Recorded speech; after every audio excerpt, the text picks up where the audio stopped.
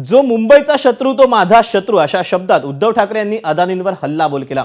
3 दिवसांच्या दिल्ली दौऱ्यावर असलेले उद्धव हे पत्रकार परिषदेमध्ये बोलत होते। ओएसिस फर्टिलिटीच्या तज्ञांनी IVF उपचार पद्धतीद्वारे 1 लाखांहून अधिक जोडप्यांना मातृत्व प्राप्तीचा आनंद दिला आहे। मोफत अपॉइंटमेंट बुक करण्यासाठी आजच संपर्क साधा। शरद पवारांनी गेल्या आठवड्यात मुख्यमंत्री एकनाथ शिंदे यांची भेट घेतली होती, त्यावेळी तिथं अदानींचे अधिकारी उपस्थित होते अशी चर्चा आहे। त्या संदर्भात उद्धव ठाकरेंना पत्रकारांनी प्रश्न विचारला असता त्यांनी कुणाचाही मित्र असू द्या, मुंबईचा शत्रू तो माझा शत्रू अशा शब्दात उत्तर दिलं। त्यामुळे एकीकडे अदानींवर हल्लाबोल करून उद्धव ठाकरेंनी शरद पवारांनाही टोला लगावला नाही ना अशी चर्चा रंगली आहे। त्याच्यावरती माझी भूमिका स्पष्ट आहे, शिवसेनेची भूमिका स्पष्ट आहे। अदानी कोणाचे मित्र, अदानी कोणाचे शत्रू, अदानी काय माझे शत्रू नाहीयेत, पण जो मुंबईचा शत्रू तो माझा शत्रू। त्याच्यामुळे जो कोणी मुंबईची विल्हेवाट लावायला येत असेल त्याला मी मुंबईची विल्हेवाट लावू देणार नाही। तो कोणाचाही मित्र असू दे, कोणाचाही शत्रू असू दे, जो मुंबईचा शत्रू तो मुंबईकरांचा शत्रू। आणि मला नाही वाटत पवार साहेब सुद्धा मुंबईची वाट लावायला देतील। धारावीचा आराखडाच अजून झालेला नाहीये, तो जनतेसमोर आलेला नाहीये।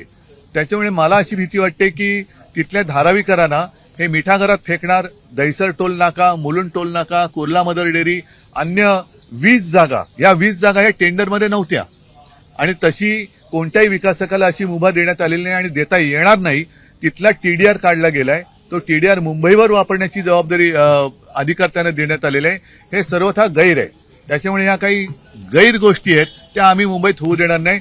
बाकी कोणाची काय भूमिका असेल तो याचा त्याचा प्रश्न आहे, पण शिवसेना मुंबईची विल्हेवाट कोणालाही लावू देणार नाही। मी धारावीच्या विकासाआड आलेलो नाही। धारावीकरांना तिथल्या तिथेच घर हे मिळालंच पाहिजे ही आमची आग्रहाची मागणी आहे आणि धारावीतल्या लोकांना अपात्र ठरवून मुंबईमध्ये एका धारावीच्या 20 धाराव्या करण्याचा डाव जो आताचं जे मिंदे सरकार करतंय आणि त्याच्या अदानींच्या मार्फत करतंय तो आम्ही काही होऊ देणार नाही।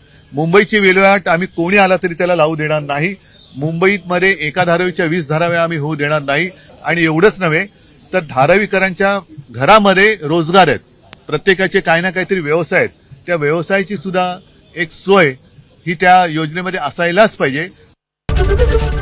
ABP माझा, उघडा डोळे बघा नीट।